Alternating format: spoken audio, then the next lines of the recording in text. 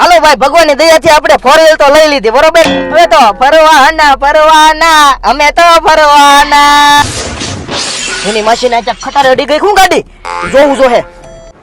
એલા એ હજી તો ગાડી લઈને આવ્યો ને પડીકું વાળી દીધું, ફટનારા નેડી ગઈ. હવે શું કરવું? હું થયું ગાડીને? એલા ગાડી જે લઈને આવ્યો ત્યાં બડી ગઈ ફટનારાની. હવે ક્યાં ગેરેજ આને લઈ જાવી મારે? એટલે તું જગતના કામમાં ઉભો છો તો પછી અહીંયા જેટી મોટર્સ માં જ લઈ જા ને.